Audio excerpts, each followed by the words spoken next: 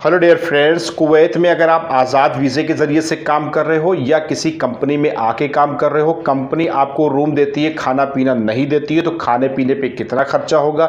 कहीं कहीं कोई ऐसी जॉब की कैटेगरी जहां पर आपको खाना पीना रहना सब कुछ अपने सैलरी में से, यानी कि जो भी आप महीने का कमाएंगे वो उसमें से आपको देना पड़ेगा। यानी कि एक महीने में खाना पीना रहने का खर्चा कितना होने वाला है कुवैत में, इसी से रिलेटेड इस वीडियो में इंफॉर्मेशन मिलेगी। और ये भी मैं बताऊंगा कि जैसे मान लीजिए मिसाल के तौर पर बहुत सी कंपनियां आपको रूम दे देती हैं, तो रूम का किराया आपका समझ लीजिए कि नहीं कटता या नहीं देते, आपकी वो बचत हो जाती है, लेकिन खाने पीने से रिलेटेड आपके खर्चे रहते हैं। वैसे फ़िलहाल मैं आपको ये भी बता दूं, कुवैत में बहुत से ऐसे एरिया जो चीप एंड बेस्ट है, और चीप एंड बेस्ट है, बहुत से महंगे एरिया है। आपके ऊपर डिपेंड करता है, आपकी जॉब के ऊपर डिपेंड करता है कहाँ पर आपकी सेटिंग होती है, कहाँ पर आप रहते हो, क्योंकि उसी के हिसाब से आपका खर्चा डिसाइड होगा। जैसे सबसे पहले मिसाल के तौर पर खेतान है, फरवानिया है, और आपका महबुल्ला है, फाहिल एरिया है, सूक जुम्मा साइड में है। तो जैसे जैसे जो जो जॉब कैटेगरी जैसे नज़दीक में होता है उसी हिसाब से वो डिसाइड कर लेते हैं रूम। कभी कभी कंपनियां हैं या कफ़ील हैं,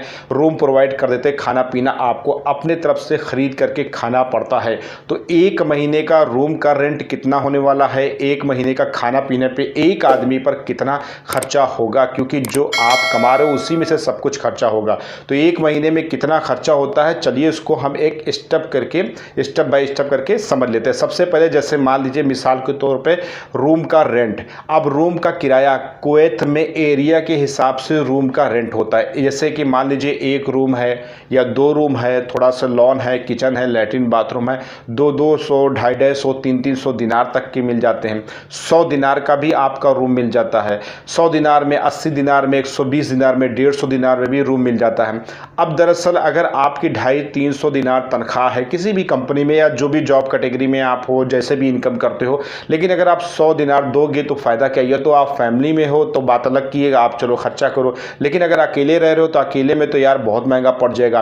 तो इसको चीप एंड बेस्ट बनाने के लिए रूम को शेयर करते हैं कई लोग मिल करके। तो इससे ये होता है कि एक महीने का खर्चा एक आदमी पर 20 से 25 दिनार आता है। अब एक रूम में आपके ऊपर डिपेंड करता है 4 रहो, 6 रहो, 8 रहो, वो एक सिचुएशन के ऊपर डिपेंड करता है कितना सिस्टम है, आपको मैनेजमेंट करना पड़ेगा, सिस्टम देखना पड़ेगा। नियर अबाउट आपका 20 से 25 दिनार एक महीने का रूम का रेंट एक आदमी पर आएगा। अब जो भी कलेक्शन हो उस कफील को उसको देना पड़ेगा। तो ये मान के चलिए कि कहीं भी कुवैत में अगर आप रूम रेंट पे लेते हैं, तो अगर आप किसी के साथ शेयर करते हैं या ऑलरेडी कोई ले लिया है उसके साथ आप जाकर के मिल के रहते हैं, तो आपका 20 से 25 दिनार रूम का किराया आना है महीने का। एक तो ये फाइनल हो गया कहीं भी कुवैत में आप रहो। आपकी जॉब के ऊपर डिपेंड करता है कि अभी आप मान लीजिए सिटी में जॉब करते हो तो फाहिल में अगर बस वगैरह की सुविधा है तो रह सकते हो, नहीं तो फिर आपके लिए दूर पड़ जाएगा। तो आदमी जो है ऐसी जगह पे तलाश करता है जहां पर सुविधा सही हो। तो नियर अबाउट आपका 20 से 25 दिनार आपका ये लग जाना है। फिलहाल कुछ एरिया कुवैत में ऐसे हैं, जैसे फरवानिया हो गया, आपका खेतान वगैरह हो गया, इसके अलावा जो है आपका महबुल्ला हो गया। यहाँ पर कुछ रूम सही और अच्छे और बिल्डिंग्स में फ्लैट टाइप के मिल जाते हैं और कैटेगरी भी सही होती है।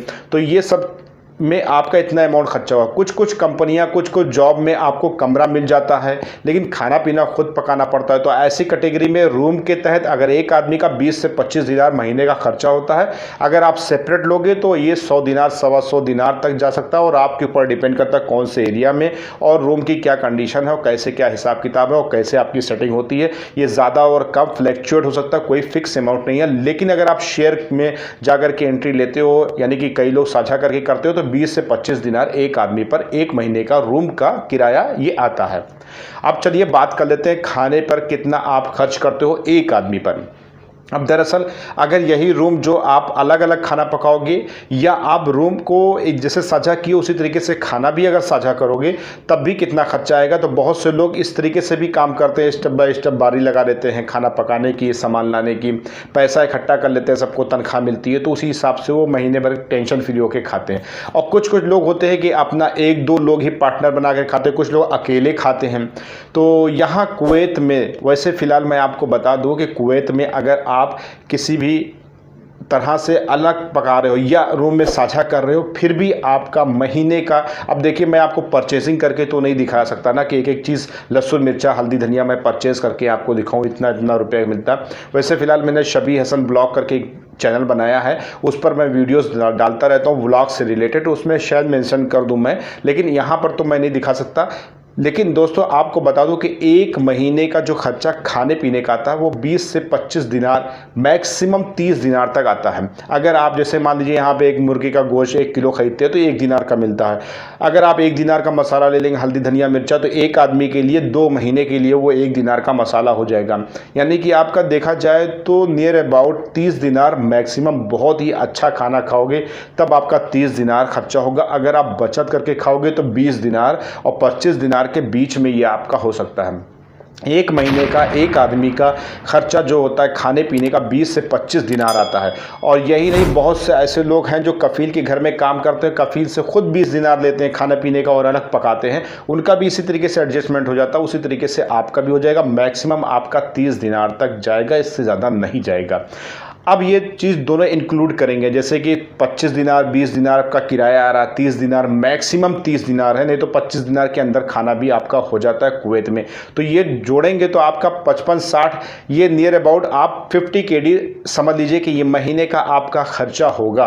अगर कोई भी कंपनी आपको 250 दिनार सैलरी प्रोवाइड करती है तो ये मान के चलिए 200 बचना है, 300 प्रोवाइड करती है तो आपका 250 बचना है, प्लस इसमें जो ट्रेवल का आपका जो होगा वो कंपनी देगी या आप खर्चा करोगे, वो अलग हमने कोई उसमें जोड़ा नहीं ना। फिलहाल इसका अलग ही सिस्टम है, आप अलग ही हिसाब से उसको ऐड कर सकते हो या आपके ऊपर डिपेंड करता है। लेकिन खाने पीने का महीने का जो एक महीने का खर्चा आ रहा है वो 50 KD नियर अबाउट आ रहा है। 50 KD में आप बड़े आराम से कुवैत में अलग काम कर सकते हो, अलग जॉब कर सकते हो, अलग रह सकते हो। अलग जॉब का मतलब ये हुआ कोई भी जॉब करो लेकिन आप अलग रह सकते हो और इतना खर्चा आएगा। इसके अलावा कुवैत में बहुत से आज़ाद वीज़े से काम करते हैं या आज़ाद तरीके से काम करते हैं, तो भाई खुद खाना पकाना है और खुद जाना है तो बहुत सी कंपनियां क्या होती गाड़ियां भेज देती हैं। बहुत से प्राइवेट सेक्टर की जो कंस्ट्रक्शन में काम होता है वो भी गाड़ी भेज देते हैं, तो वहां पर ट्रेवल का जो आपका खर्चा होता है वो बच जाता है एक तरीके से। लेकिन आपका जो खाना पकाना, अब ये खाना पका करके आप टिफ़िन लेकर के साइड पे जाओ, ड्यूटी पर जाओ, वो एक अलग की बात है, या आप खा के जाओ, शाम में आओ तो खाओ, बीच में कुछ नाश्ता वगैरह आप परचेस कर सकते हो, वो आपके ऊपर डिपेंड करते हैं। और जितना ही आप खर्चा करोगे उतना अमाउंट आपका बढ़ जाएगा। लेकिन अगर आपका एक महीने का खर्चा कैलकुलेशन के हिसाब से देखा जाए तो 50 KD से ज़्यादा खर्चा होने वाला नहीं है।